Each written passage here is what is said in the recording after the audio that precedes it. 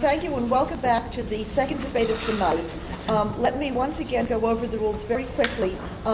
Two candidates for First Selectman are before you. They are each given a 2-minute opening statement, and we will then do questions out of the fishbowl. In order, each candidate will get 2 minutes for an answer and 1 minute for a rebuttal. If anybody wants to do so rebuttal, they will get 30 seconds. Each candidate will get a 1-minute closing statement.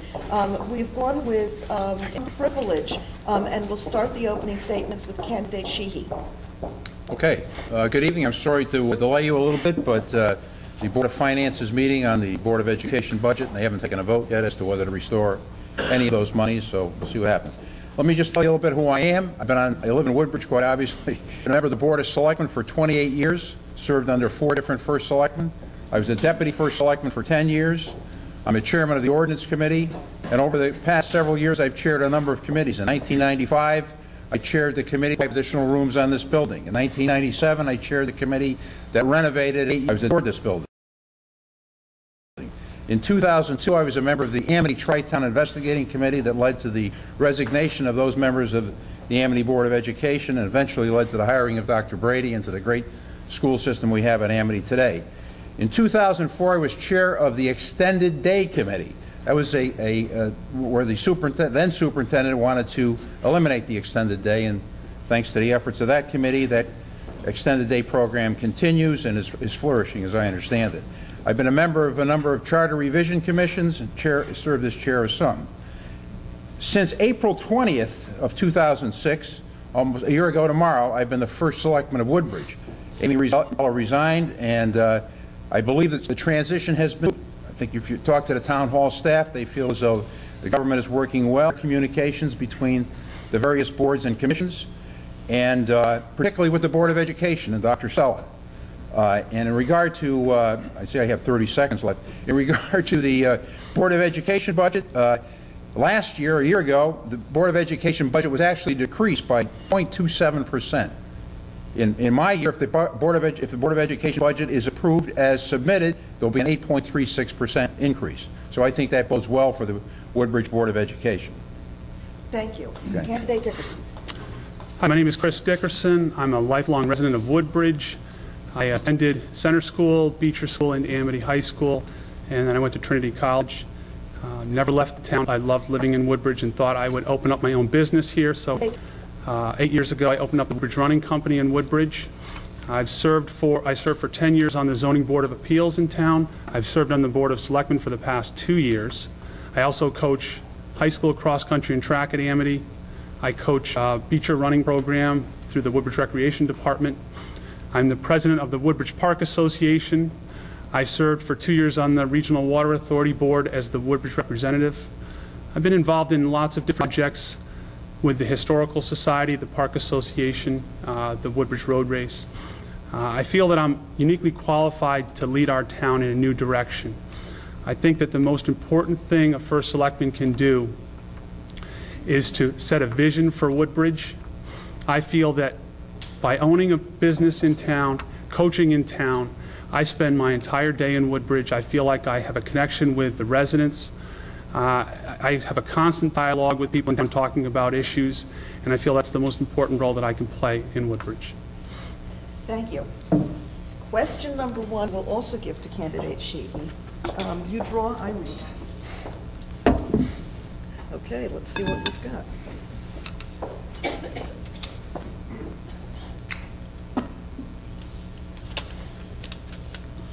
What is your position on building a new firehouse? Please address both the costs and the location. Okay. Well, my position, I think, and it seems to be everybody's position, we need a new firehouse. And we need a new firehouse at a reasonable cost. And we're going to find out what that reasonable cost is very shortly, because on May 23rd, the Firehouse Building Committee will submit their proposal to the Board of Selectmen in a special meeting and to the Board of Finance. Right now, I understand that number is about $6.5 million. It may be less by the time May 23 comes around, and I hope the Board of Selectmen will act on it. We'll submit this to the voters for a referendum to be approved in accordance with the Woodbridge Charter. In location, there was a siting committee formed several years ago. It was the unanimous Board of Selectmen, based on the recommendation that the firehouse be located on the Fitzgerald property, and so that's where I'm supporting that location. Okay, thank you, Candidate Dickerson. I agree that we definitely need a new firehouse, but my concern is that we've had a building committee that's been working for 2 years now, coming up with a cost estimate so we can go to referendum for the voters. 14 months ago, the building committee had an estimate of $7.9 and $7.2 million, and 14 months later, we're at about $7 million. The $6 million includes a $500,000 state grant. So in 14 months, the cost hasn't changed, but the problem is this. We've delayed this project for much, much too long, and if we don't go to referendum soon then we're not going to get this project bid out for 2007. It's going to cost us more money if it goes into 2008. This project has taken much, much too long to decide. I would have encouraged the vote of the resident bridge long before May 2007. We could have gone to referendum 6 or 8 months ago. The numbers would have been the same, but we would have had an opportunity to build this firehouse now. Candidate Sheehy, any rebuttal? I don't think we could go into a referendum any earlier, because the committee, which is chaired by Dwight Rowland and Joe Calistro, did not submit a proposal to us to submit to the voters. And we did go to a referendum about 4 years ago, and it was defeated by over 600 votes because I believe the price was too high. So I think we're proceeding in the appropriate pace, and I can assure you, Chris, that we will go into a referendum within the next several months. Okay, Ms. Dickerson, anything further? Well, again, I want to reemphasize that the cost hasn't changed in 14 months, but the cost of construction is going to keep going up. And if we don't get this to referendum soon and the voters don't decide on it, we're going to miss out on the 2007 construction season. And the company that we hired the construction manager we hired to come up with this estimate with us. If we don't get this bid out in 2007, you can expect a 10% loss for 2008. And I'm very concerned about that. Okay, anything further, Candidate Sheehy? Well, as I said, I can assure Chris that we'll be going to a referendum very shortly on this. Okay, thank you. All right, question number 2, and you draw. Okay.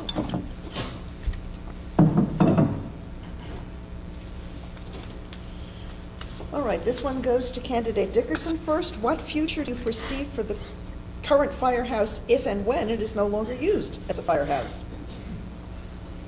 I've talked to a lot of residents about this issue, and they've given me a lot of very good ideas.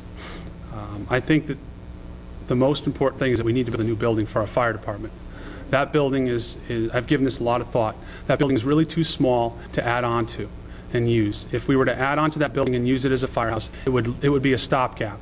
It might work for 5 years or 10 years, but it would not be useful as a full firehouse.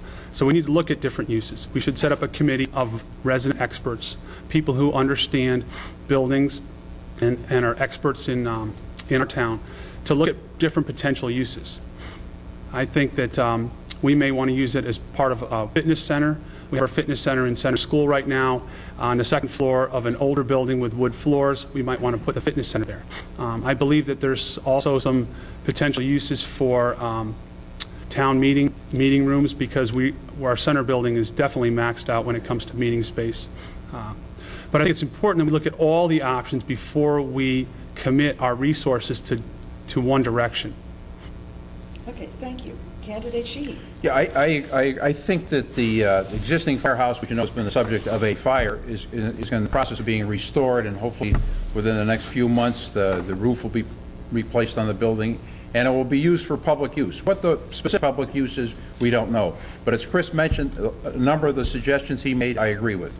So the Board of Selectmen eventually will make that determination what use it'll be, but it'll be for public use. We need more meeting space. a physical fitness center, maybe even a small sort of a cafeteria kind of concept. There are a number of ideas, but it will be public use. It will be put to good use. Okay, Candidate Dickerson, anything further? No. Okay. Okay.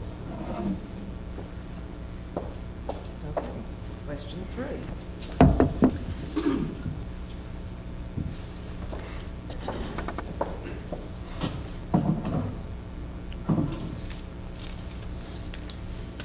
Milford recently secured approval for a $10,000 grant from Soundview Corporation to support local governmental programming.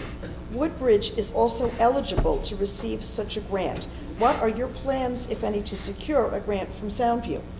We plan to secure a grant of $10,000 from Soundview in accordance with the decision of the Department of Public Utility Control, and the chairman of our GATFOC Commission, and who also is our negotiator with the DPUC and Soundview, Sheila McCrevin, is here tonight.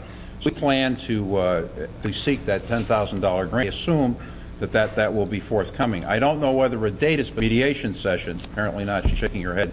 But that's the next step in Woodbridge resolving its differences with Soundview as to exclusive TV coverage of our town. Okay, Candidate Dickerson. Well, I agree. We absolutely should pursue this grant, but I think the more important issue is that we need to make sure that Woodbridge controls its government access television. The $10,000 grant is important, but what's more important is that we control what is on our channel. The Board of Selectmen has been involved in this issue for the last few years, and I find it amazing that anybody would ever think that a town should control its own government access channel. So I think that that's the bigger issue. We need to fight very hard with our state legislators and support that particular effort. Candidate Sheehy. Yeah, I think Senator Crisco introduced the bill to mandate that our cable TV channel 79 be town specific, and that bill died in committee. I spoke at the public hearing on behalf of town exclusive coverage on channel 79. There wasn't one person who spoke otherwise, except one person who said that the Red Sox game should be on there. But other than that, and despite that evidence, we got a decision that we must mediate our differences with Soundview, so we're prepared to do that. Thank you. Anything further? No, thanks. All right.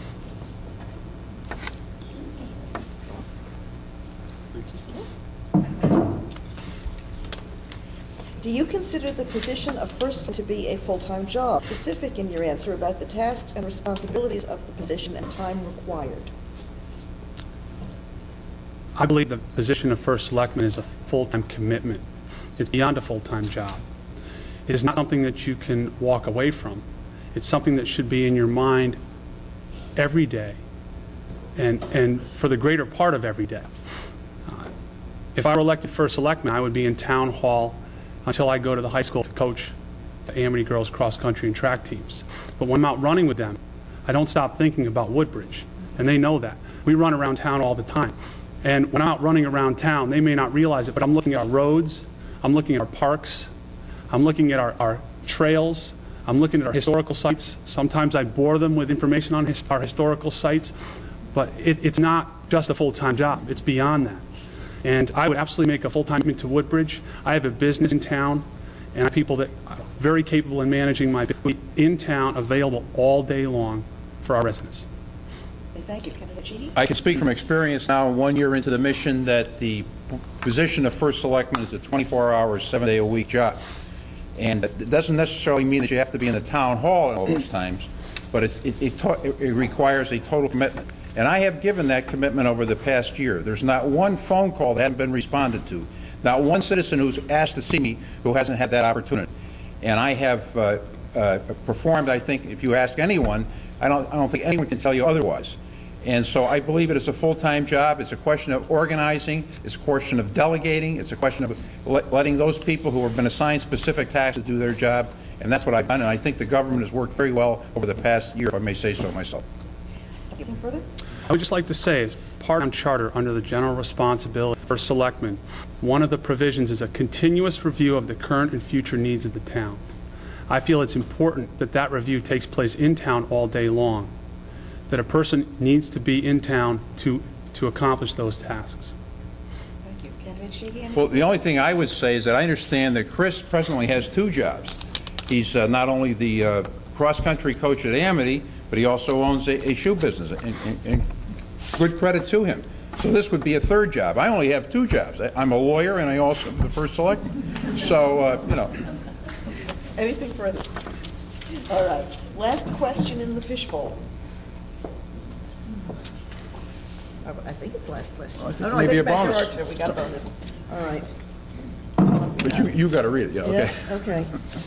All right, sorry. Thought there was only one left. How would you promote a greater sense of community in Woodbridge, particularly among those who no longer have children in the school system? You mean someone like myself? Well, you know, I think there is a good community. We have a senior citizen center. We have a number of organizations in town.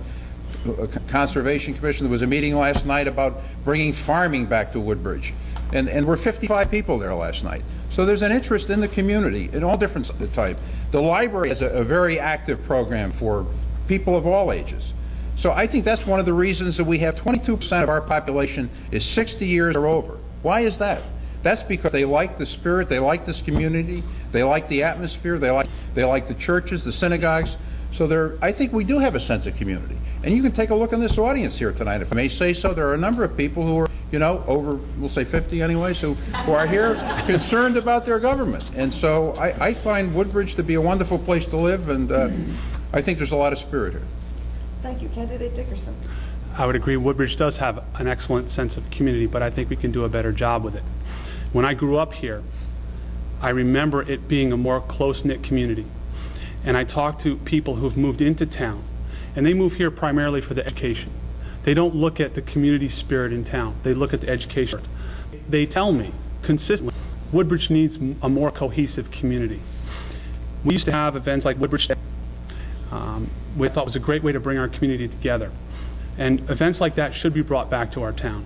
I think it's important for the leadership in town to bring the community together. I spoke at the Senior Center this past Tuesday at lunch and talked to them about ways that we can bring the seniors together and get more involved in our community as volunteers. And their eyes lit up at that idea. Because even though they're still in town, they want to be more connected to the town. What I would love to see is the seniors in this building working with our children as volunteers in the school system. I think that would be a great way to enhance our community. Thank you. Anything further? Yeah, I spoke at the Senior Center and Volunteer Awards Day, where 138 awards were given out to seniors, of whom were seniors who volunteer our community. So I think that spirit is there already, and surely we want to encourage that. But I surely want to encourage more participation. But I find a very healthy relationship between the old and the young in our town, and we want to preserve that to make Woodbridge continue to be the town that we all moved here for. All right. Candidate Dickerson, anything further? No. All right, you get to draw the last question. All right, thank you. What should we be doing to attract additional commercial and industrial development to Woodbridge? What problems do you foresee, and where should new development go? We have an Industrial and Development Commission that has languished in town for a long time, that I believe is being revitalized. Got a Bill Montrose who is doing a tremendous job in trying to reorganize this commission to a business in town. But I'll tell you the things that I've done. I talk to my friends, and when they talk about business, I try to encourage them to open up businesses in Woodbridge. I opened up my own business in Woodbridge for lots of different reasons, but I could have gone to New Haven or Milford or Orange or Hamden and had a larger direct customer base. But I chose Woodbridge because I felt that it had a great central location. We have a safe environment. We have an active community of people who would support my. And what I've done over the years is try to support local businesses and encourage more businesses to move in. The most important thing we can do is encourage our volunteers who work on commissions like the Industrial Development Commission to work harder to bring in business. The problem is we need to manage that because we do have some traffic issues in town. So we need to attract the right kinds of business and work with those business owners to make sure that we bring in businesses that are going to enhance our community and not create bigger problems. Okay, thank you. In this year's budget, at my request, there's a $10,000 item in the Board of Selectmen budget to hire a consultant to promote, to increase the commercial tax base of our town. And I agree with what Chris said. The Development and Industrial Commission has floundered over the years, mainly because they really don't have any budget. So one of my first suggestions was that we revitalize the Development Industrial Commission and fund it with someone that can provide direction. As you know, there's a proposal before the Planning and Zoning Commission, which I believe has been turned down, for the Woodbridge Village, which would be over 55 housing with some commercial establishments. I believe that's been turned down, but it will be, I believe, resubmitted, and hopefully that project will take a form in the next year or so, which will increase our tax base. But there are other additional commercial areas that should be developed, and the town should encourage their development. Okay, Candidate Dickerson, do you have anything further on this? I've been giving the idea of hiring a consultant a lot of thought, and I disagree with hiring a development consultant right now. We have a commission of volunteers. If we support that commission, I think they should organize, establish themselves, and see what comes first. Then they could recommend to the Board of Selectmen. But it's important that we reach out to our community and look for resident expert volunteers first before we hire consultants. Also, the Woodbridge Village project, it was not turned down entirely. They just did their application to waive the set. Okay, Candidate Sheehy. That, in fact, is a denial, and I believe they're going to resubmit their application. But you know, the Development Industrial Commission has been in existence for as long as I've been on the Board of Selectmen. And by your own admission, nothing happened with it. I believe they need some financial support in the form of some professional advice to see that something can happen. So I strongly support the idea of consultant, and I encourage the volunteers who are on there to continue to work on it. Okay, thank you. Candidate, anything further? No. All right. At this point, we stood the questions in the fishbowl, and not quite pushing the half-hour mark. I think it is appropriate to ask the candidates to give their 1-minute closing statements, and we will start with Candidate Sheehy. Okay. Thank you. I thank you all for coming out tonight. As you know, Monday, May 7th, it's Monday, and it's May 7th. That's the election day, and I hope you all turn out and cast your vote for the candidate of your choice. I offer to you my 28 years experience on the Board of Selectmen, 1 year experience as your first selectman. If you've been satisfied with how the government has been run in the past year, then I encourage you to vote for me. I believe I have the leadership abilities. I believe I have the ability to develop a consensus among people. I'm a good listener. I'm looking for consensus to bring to resolution these projects that we have facing us today. A new firehouse at a reasonable cost, a new public works facility at a reasonable cost. There's going to be needs for Beecher School in terms of the air handling equipment here, and a number of other issues. And so I encourage you to vote on May 7th, and I'll see you at the polls. Thank you. Candidate Dickerson.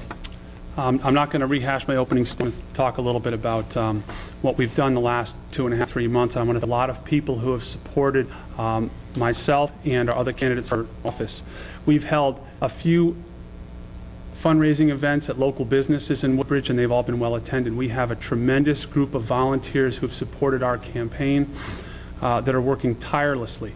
Their effort is the type of enthusiasm that this town needs to pervade all of our boards and commissions. And I really want to thank all those people that have supported me. Said, what can I do to help? I'll do anything you want. It means a lot to me personally, having lived in this town my entire life and knowing these people, that for them to come up and offer that means a lot to me. So I want to thank everybody that's worked so hard on this campaign. I really appreciate that. Thank you. I'd like, on behalf of the 3 co-sponsors, to thank the candidates, to thank the audience, to thank those of you who are watching at home, and to tell you that it's now up to you. They said their piece. Get your friends registered if they're not. Go out and vote. Thank you.